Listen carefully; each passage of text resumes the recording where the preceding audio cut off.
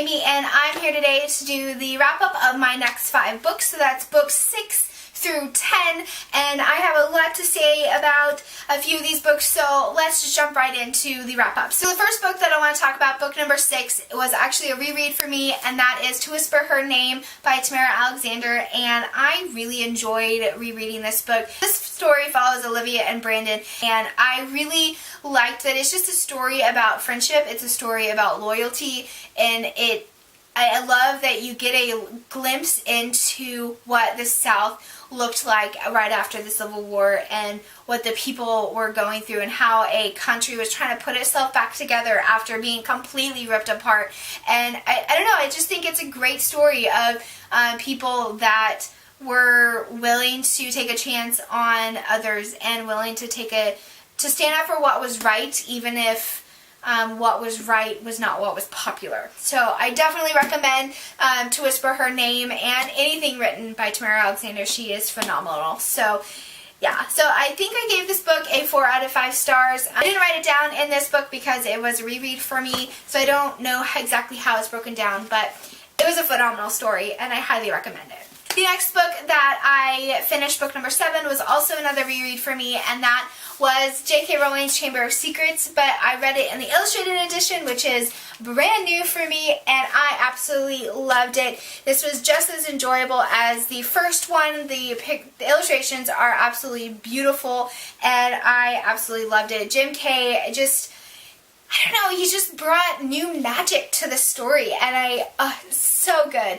And I really liked what I did this time was I did not look at any of the illustrations until I actually read the book. And so the illustrations were brand new to me as I was reading, and it was just so fun. So I cannot wait till the next book comes out, which comes out in October, and I'm so excited. So definitely recommend if you're a Harry Potter fan. If you haven't already invested in the illustrated editions, definitely recommend investing in them. Moving on to the 8th book, and this is a new book for me, and that is The Sun Is Also a Star by Nicola Yoon. I really loved everything, so I had amazing hopes for this book. And although I still liked the writing, I liked the concept of the story, something just fell flat for me on the story. I think part of it was I just was not connected with any of the characters. So this book follows Natasha and Daniel. Natasha, her and her family are being deported because they are legal immigrants, and they are being deported back to their home country. And Daniel, who is on his way to an interview for college, and it's just their happenstance of meeting one another and their one day together and what they do with that one day. And I like the concept. I really like the concept of what would you do if you met someone and you just had an amazing connection with them, but you only had one day with them. You were only ever guaranteed one day with them. What would you do with that one day? And what would that look like? And is it possible to fall in love with someone in one day? And before I get into what I didn't like about the story, let me talk about what I did like. I liked that it was done in dual perspective. I thought it was done very well. It was done mostly between Natasha and Daniel, but then you also kind of took a step back and you got to hear the story through someone else's eyes that was just a onlooker or was one of their parents, and I felt like it gave a richness to the story. I think that it really did help the story out, and it made it feel just a little bit real. And also, just depending on your perspective and where you see something, it completely changes your outlook on a situation. And the thing I loved most about the story was not the characters. I didn't really connect with Natasha or Daniel. I didn't actually like either one of those characters. I loved this character that you only got like 4 pages from, and that is Irene. And I wanted her story. I wanted to know her story. I didn't care about Natasha or Daniel's story. I wanted to know her story. And I think that says something about the fact that Nicola Yoon was able to make me care about this character, that I get just a brief snippet into her life. So that says something. The story was not about Irene, it was about Natasha and Daniel. And so what I didn't like about it was just the characters of Natasha and Daniel. I found Natasha overly judgmental and just awful to everyone and everything. I know that she had a terrible thing happening to her, and I cannot even begin to imagine someone in her shoes in real life, what they're going through and what they're feeling. And I know that our immigration system is broken and it needs to be fixed, and I'm so sorry that it's broken. And it's not even Natasha's fault that she's in the country, and it's not her fault that she's in the country illegally, and she shouldn't be punished for that. But I just don't think that gives her the right to be judgmental to everybody and everyone. And I get why she is, but I just thought it just was taken too far, and I just could not connect with her as a character. I just couldn't connect with her. And then you have Daniel, who I found him. What I wrote. I wrote, Daniel I saw as a privileged, ungrateful kid who is determined to shove his opportunities away simply because they are what his parents want. I thought it just was, I get wanting to make your own path in life. I get not wanting to do something just because your parents say that you should do it. So I'm totally for him finding his own path, but you go to school. You get an education. Like, you get an education and you don't say, oh, well, that doesn't matter. Education matters so much. If I was Natasha and I found out that the thing that she wanted to do was to be able to stay in America so she could go to an American college, and the fact that she's being denied that opportunity, and here you have Daniel who has every opportunity just being handed to him, and he's like, I don't want any of those. If I was Natasha, I would have slapped him and said, you ungrateful brat! Do you realize how lucky you are? And I just, Daniel just, And then just Natasha and Daniel together, I just did not believe it. It was not believable at all, and I just didn't like them together. I don't feel like they meshed well, and I don't know, it just was odd, and it just wasn't a book that I really connected with. I do have to say I liked the last like 2 or 3 chapters. I liked how it ended, but overall I just didn't like the story. So I ended up giving it a 3 out of 5 star, and the way that broke down was the quality of writing I gave an 8, pace, plot development, enjoyability I gave a 6 out of 10, characters I gave it a 5 out of 10, insightfulness is an 8 out of 10, and ease of reading is a 7 out of 10, and so that averaged it out to be 3 out of 5 stars. So I think that the idea behind the story is very important. I personally just didn't like the characters, and that really did it for me. So that is The Sun is also starred by Nicola Yu. So the next book that I want to talk about, book number 9, is A Week of Mondays by Jessica Brody.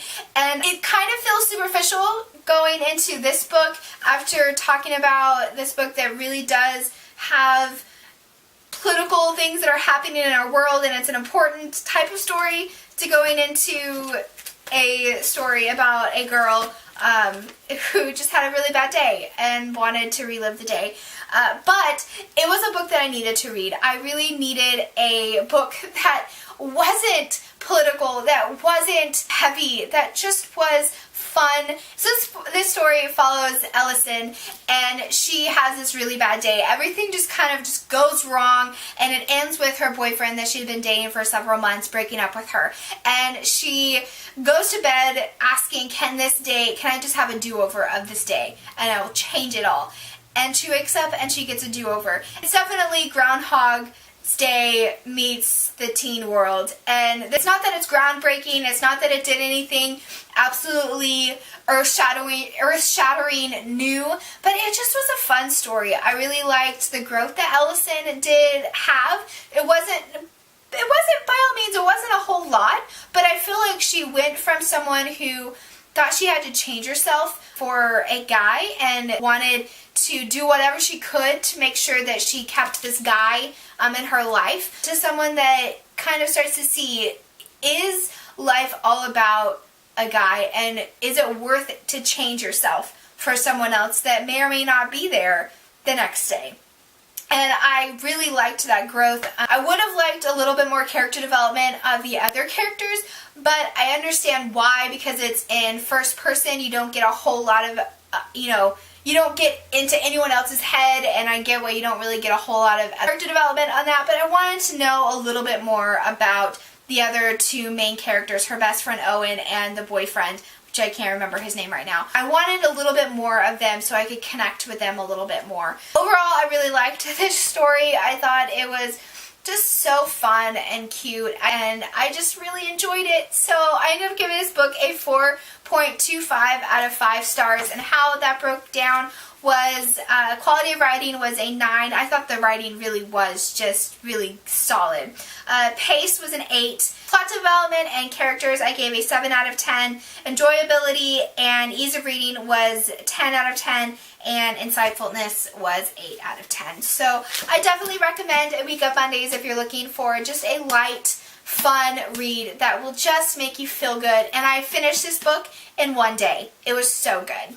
And the last book that I want to talk about, book number 10, is A Note Yet Unsung by Tamara Alexander, and I absolutely loved this book. It is the last book in the Belmont Mansion series, and it is set in Nashville right after the Civil War, and it's a phenomenal book about women's equality and one woman's determination to break the mold of what women are allowed to do. So you have Rebecca, who is a master violinist, and she has a dream of one day playing in an orchestra. But in this time period, women were seen as too frail and fragile to be able to withstand the rigor and demands of being in an orchestra and the work that it would require. And they were also seen as a distraction in the orchestra, that men would be distracted by a woman if they were playing with them. And you have Rebecca, who is determined to push back on that. She does not believe that she is too frail or fragile, that just because she is a woman does not negate the fact that she knows how to play the violin, and she knows how to play better than a lot of men that are already playing in an orchestra. And she's willing to stand up for herself even when others are not going to stand up for her. And she's willing to push back on a society that is more than likely going to turn their back on her if she continues to push back. But she's determined to not allow her dream to be negated because of her gender. And I loved that aspect of the story. I loved that Rebecca was a very strong woman, but she was strong in a way that resounded respect. And it wasn't someone that was complaining about the lot that life had dealt her. She was determined to make it work, and she was determined to do whatever it took to see her dream come to fruition. And then you have Nathaniel, who is the conductor of the Nashville Orchestra, and he's dealing with personal issues along with pressures of starting an orchestra and building an orchestra and writing his own symphony. And Rebecca and Nathaniel meet in a unique way, and it's their story of what it looks like to work together when you don't want to be working together, and what it looks like to help each other discover your dreams. And although I liked them together, this was the first book of Tamara Alexander's that, as I was reading, I wasn't necessarily rooting for Nathaniel and Rebecca to make it as a couple. I was rooting for them individually. I wanted to see them succeed, and I wanted to see them work with each other. But I wasn't necessarily rooting for them to fall in love and rooting for them to make it. And I got about halfway through, and I realized, I would be okay if my two main characters did not end up falling in love and did not end up together. And it wasn't what was important to me in the story. And I really didn't see them as love interests, actually, which is odd because Tamara Alexander does an amazing job of just building romance within her characters. I just didn't see it with them. And so that kind of lacked for me, in that I was trying to force myself to see Rebecca fall in love with Nathaniel and Nathaniel falling in love with Rebecca. And so I just didn't see it. And I think part of that was that most of their interactions together in the novel were done with them, with Rebecca at a piano and Nathaniel conducting. And there wasn't a lot of like them together as just people. It was them together as musicians. And so it was a different dynamic, and it was good, but I just didn't see them together, and so it just was odd. Like, I was rooting for them, I liked both characters, but I wasn't really rooting for them to be together. But overall, I still really enjoyed it. I would have liked to have 100 more pages, not just because I wanted more of the story, which I did, but because I didn't feel like the story was wrapped up. I didn't feel like Nathaniel and Rebecca's story was done. I would like to see more from them, but it's probably not going to happen. But overall, I liked the story. It's another just amazingly written story by Tamara Alexander. And if you are looking for a great story about women's equality, I definitely would recommend A Note Yet Unsung by Tamara Alexander. You do have to like historical fiction and contemporary romance, just so you know. So overall, I give this book a 4.5 out of 5 stars, and how that broke down was the quality of writing, I gave a 10 out of 10. Pace, plot development, characters, I gave an 8 out of 10. Enjoyability, insightfulness, and ease of reading, I gave a 9 out of 10. Okay guys, those were the last 5 books that I read. Let me know down below if you read any of these, what your thoughts, what your feelings are on them, or if you have any more questions about the books that I read and what I thought. Let me know down below. And guys, I hope you're having a great reading month, and I will see you on the flip side. Bye! My voice didn't give out. Yes! Really worried.